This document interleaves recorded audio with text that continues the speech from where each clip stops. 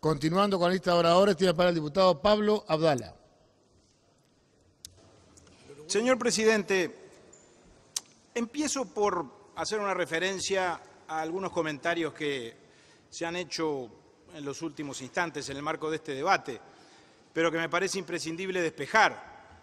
Yo creo que es absolutamente legítimo recurrir al debate histórico. Es una vía que siempre está abierta y es muy estimulante, muy apasionante. Y creo que cuando se hace, obviamente hay que hacerlo con rigor y hay que hacerlo diciendo todo.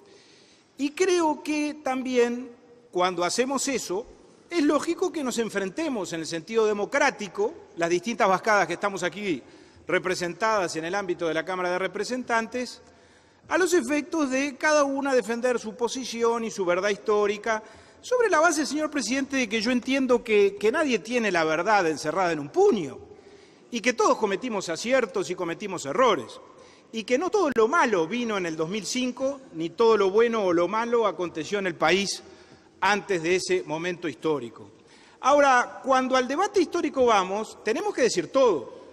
En el gobierno del Partido Nacional, efectivamente, se incrementaron los impuestos en el año 1990, entre ellos el IRP, pero cuando eso se afirma y cuando se detalla minuciosamente de qué manera aumentaron las tasas del IRP, después hay que decir de qué manera bajaron las tasas del IRP, que además bajaron inmediatamente, porque en el mismo año 90, después de la ley 16.107 aquí invocada, se dictó la ley 16.170, que es la ley de presupuesto de ese periodo de gobierno, que ya dispuso la rebaja gradual de las tasas del IRP a partir del año siguiente, es decir, a partir del año 1991, y dispuso también, como efectivamente se cumplió, que en el año 1992 las tasas del impuesto a las retribuciones personales volverían a sus valores históricos, es decir, 1 y 2% para asalariados y pasivos.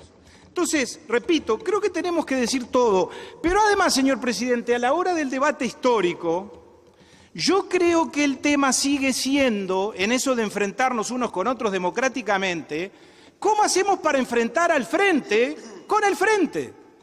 Porque aquí estamos tratando un ajuste fiscal, que es el del gobierno del Frente Amplio, que obviamente se relaciona y contrasta con los anuncios que se le hicieron a la población, con las promesas que se asumieron públicamente con asalariados y con pasivos. No hace 20 o 25 años, hace 2, en la última campaña electoral. Yo a algo de eso me referiré más adelante.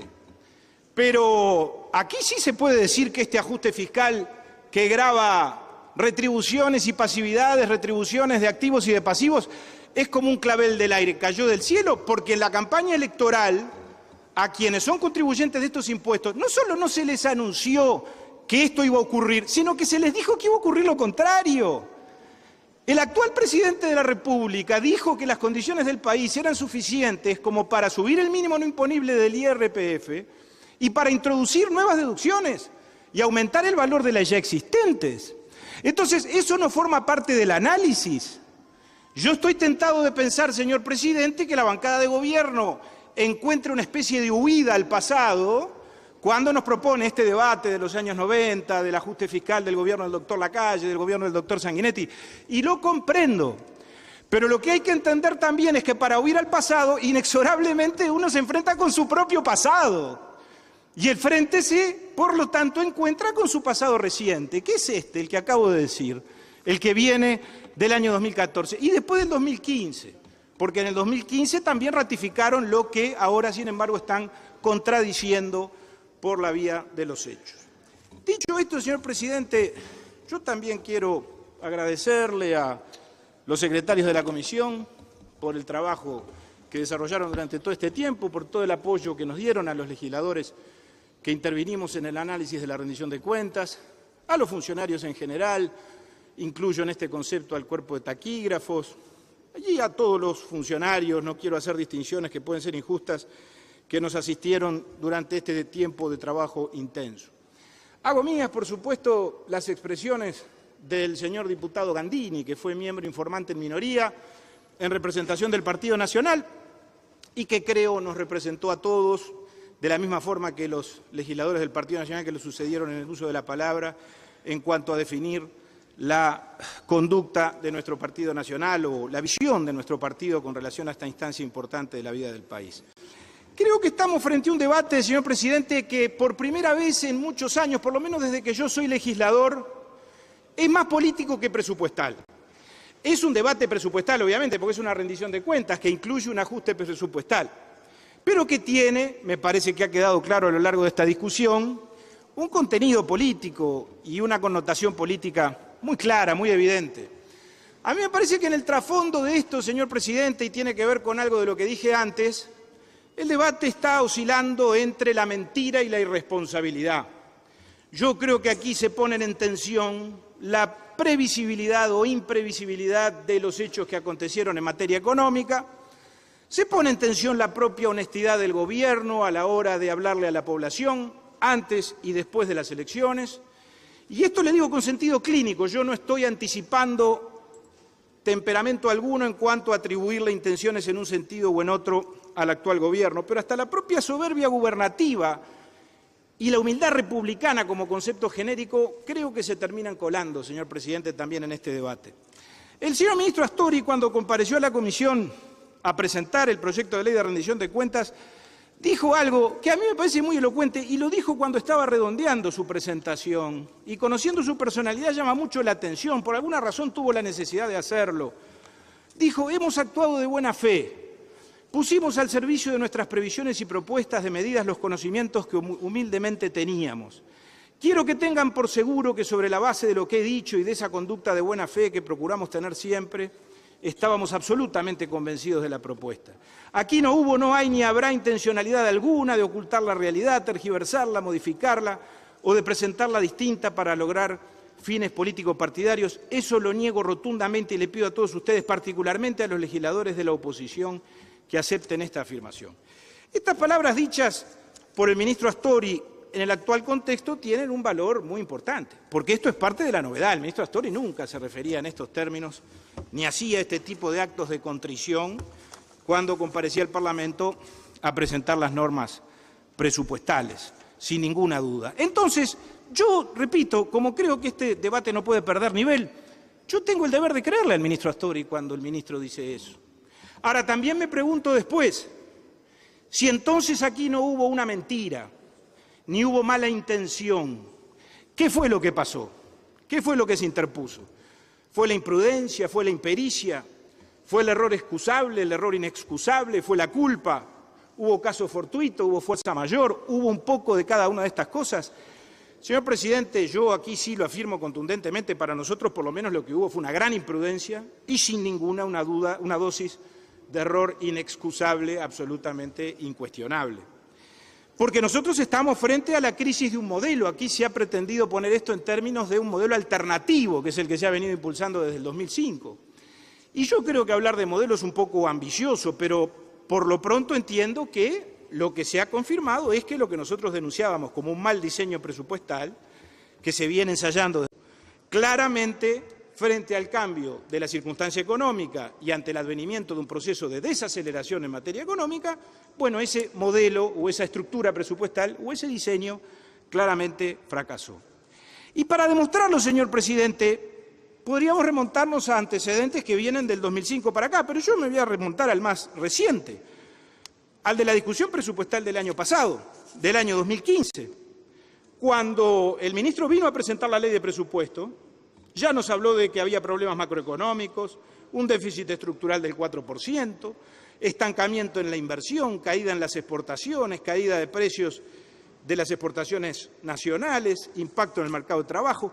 Entonces ahí uno no se explica cómo un hombre tan inteligente, reconociendo y describiendo esa realidad objetiva, sin embargo, le proponía al país y al Parlamento no solo la confirmación de la misma estructura y diseño presupuestal, sino que además proponía incrementar el gasto en 470 millones de dólares para los 2 ejercicios subsiguientes. Y los hechos demostraron cuán equivocado estaba el ministro, porque por algo ahora, y vaya si de esto saben muy bien y le ha costado varias noches sin dormir a los señores legisladores del oficialismo, no han sabido cómo hacer para ver de qué manera cumplían con lo que están tratando de cumplir, que es el recorte, es recortar lo que en principio habían asignado el año pasado. Y eso es así por más que se intente disimular el análisis o cambiar de tema.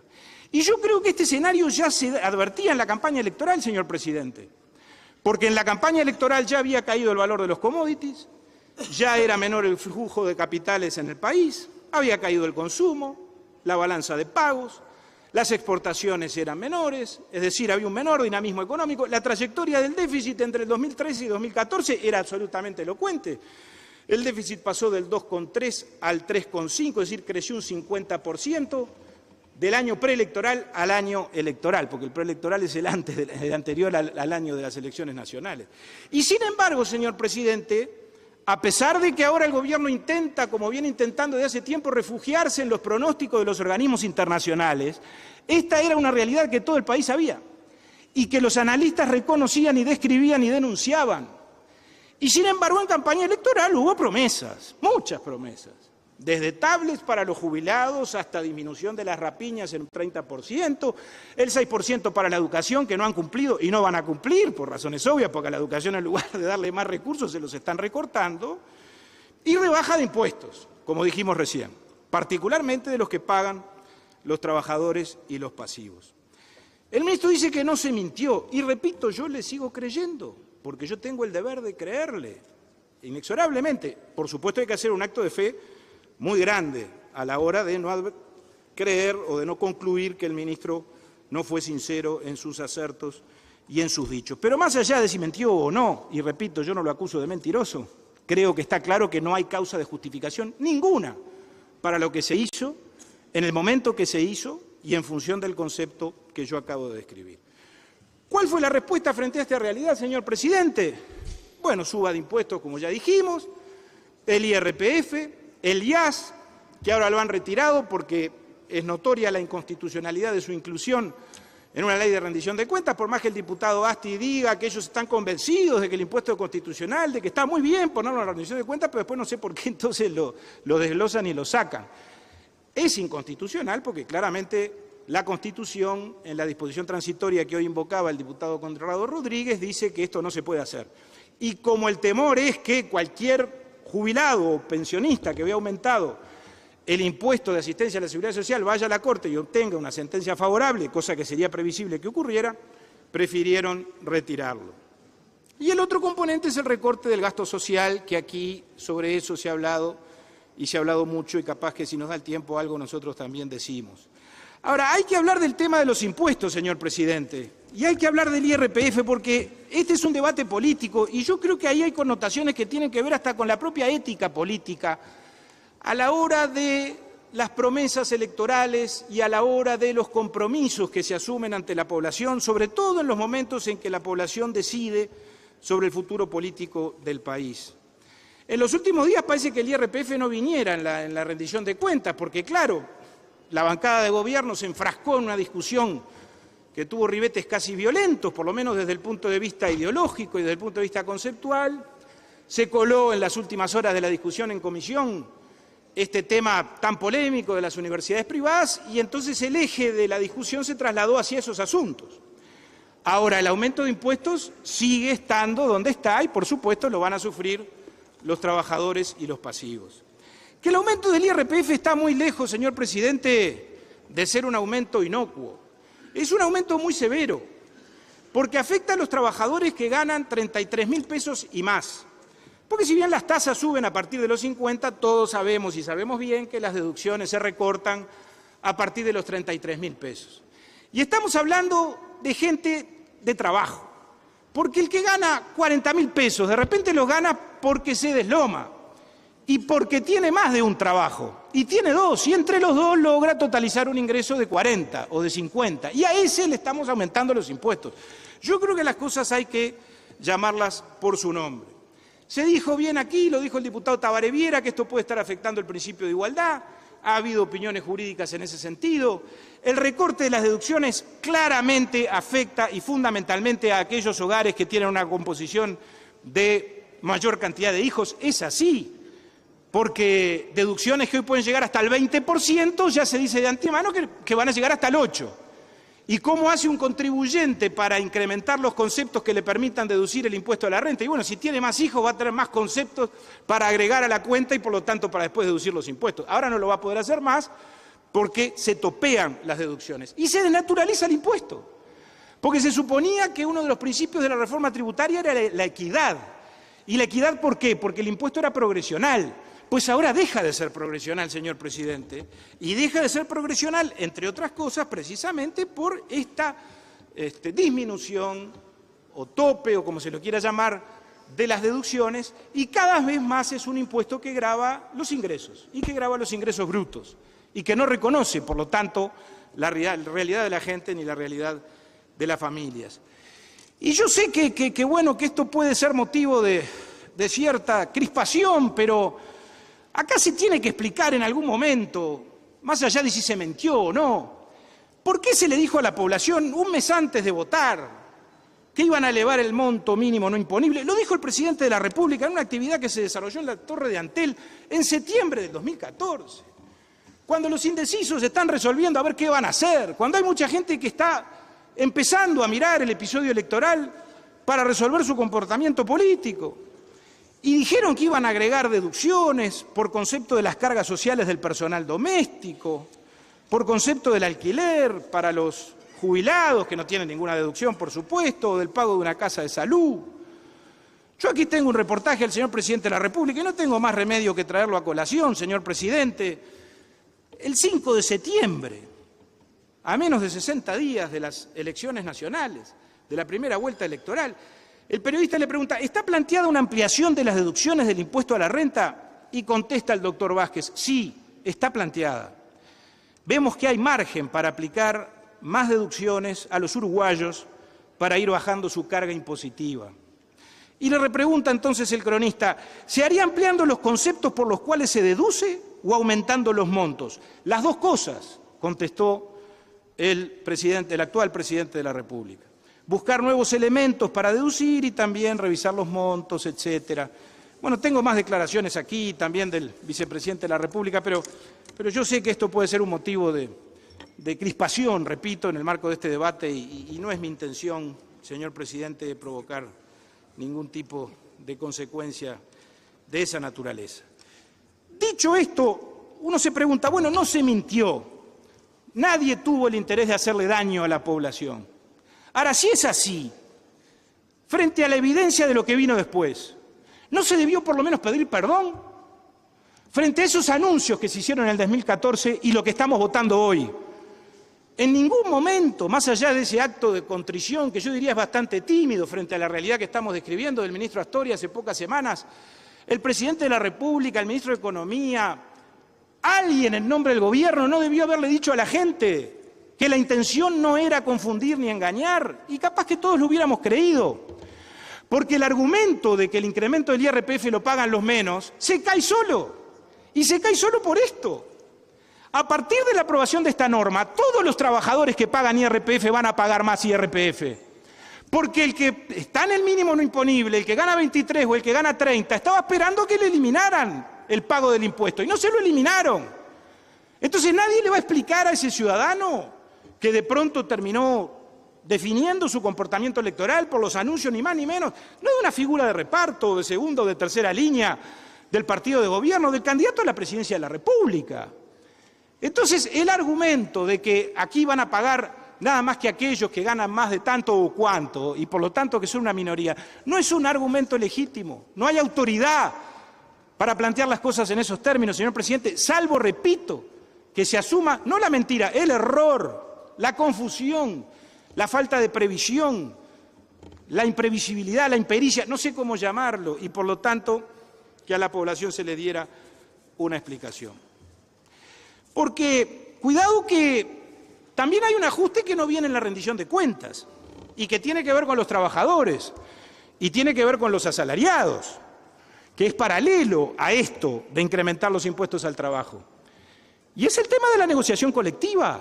Claro que sí. Es el proceso de desindexación salarial en el que está el Ministerio de Economía.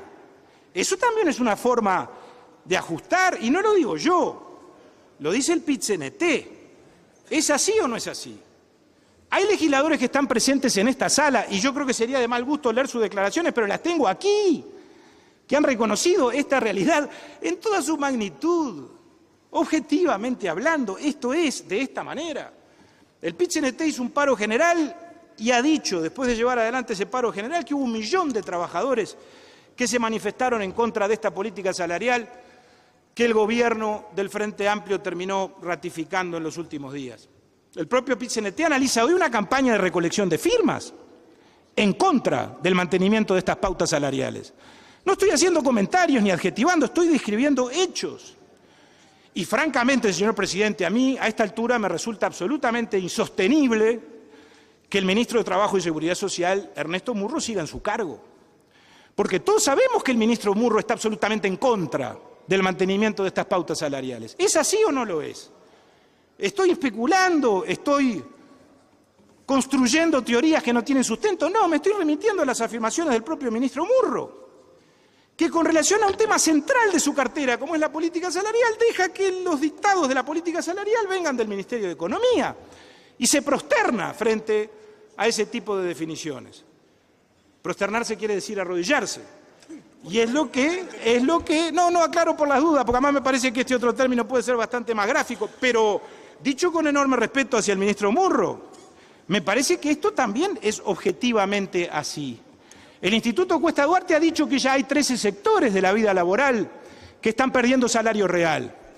Entonces, pierden salario real por la política salarial, por supuesto en el marco de la plena vigencia de los consejos de salario, y pierden poder real o salario real por la introducción de estos impuestos, y ni que hablar por el incremento de los precios y la inflación. Dicho esto, señor presidente, hay otro aspecto que creo que es muy importante en este debate. A él se refirió el señor diputado Gandini cuando realizó su informe a la Cámara de Diputados. Desde la lógica del propio gobierno con relación a las cuentas fiscales, ¿sirve el ajuste que se está proyectando? ¿Alcanza? ¿Es suficiente para bajar un punto del déficit, como se ha dicho?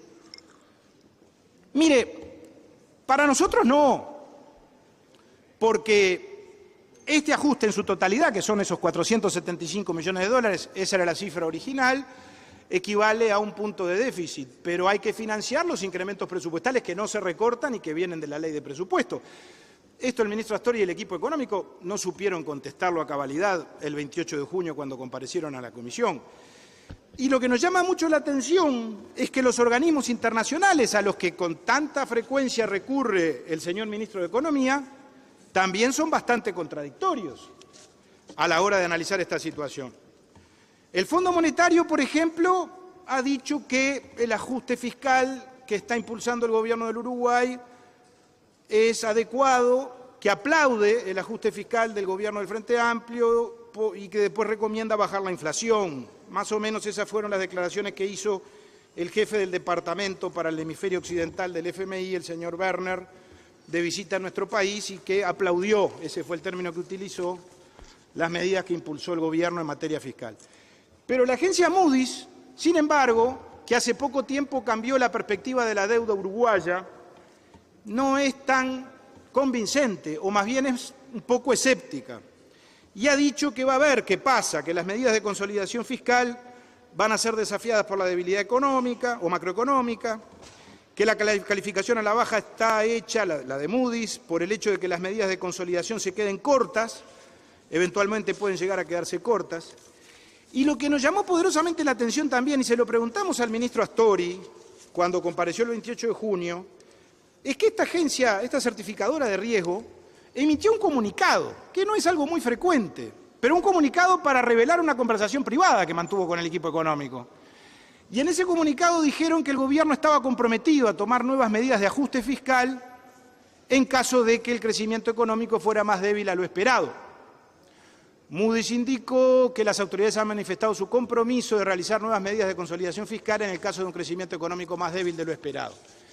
¿Qué quiere decir esto? Que si efectivamente el desequilibrio fiscal se mantiene, tendremos más ajuste sobre la población. Tal vez no sea vía impuestos, tal vez sea vía tarifas públicas. Yo se lo pregunté al ministro y el ministro lo negó. El ministro me dijo que no se había comprometido a nada de eso con esta agencia internacional. Y yo también aquí tengo el deber de creerle. Pero, sin perjuicio, lo que dijo Moody's lo dijo, y llama mucho la atención que se haya tomado el trabajo de escribir un comunicado y hacerlo público, porque supongo que los señores de Moody's no son tan tontos como para hacer algo así si no están seguros de lo que están transmitiendo o lo que están diciendo. El ministro está muy jugado a la inversión y a mí me parece bien. Yo creo que la inversión hay que estimularla por todos los medios que sea posible, señor presidente, y el ministro aspira, y me parece que es un deseo compartible y que nosotros compartimos, que en tal caso la salida para el país venga por el lado del desarrollo de la inversión y del crecimiento a partir de la inversión pública y la inversión privada. Pero los datos no son demasiado alentadores con relación a eso. La inversión cayó en el primer trimestre del año en curso más de un 26% y ya había caído un 8% en el año 2015. Y yo creo que ahí es donde entonces está centrada la duda o el escepticismo que algunas de las agencias internacionales con relación a todo esto tienen. Yo creo que además las medidas de ajuste fiscal sobre las empresas tampoco ayudan mucho, porque el mismo gobierno que proclama la inversión como la mejor política anticíclica está subiendo impuestos a las empresas, y no al gran capital, a las empresas medianas, a las empresas que facturan 4 millones de unidades indexadas por año. Se eliminan los fictos y se debe ajustar por lo real, se elimina el ajuste por inflación, se limita el tiempo para que las empresas mantengan sin distribuir sus dividendos, y eso obviamente es para aplicarle más impuestos, etcétera. Esto lo analizaremos cuando llegue el capítulo de recursos, pero ahí hay una inconsistencia o una contradicción que parece bastante clara y bastante evidente también.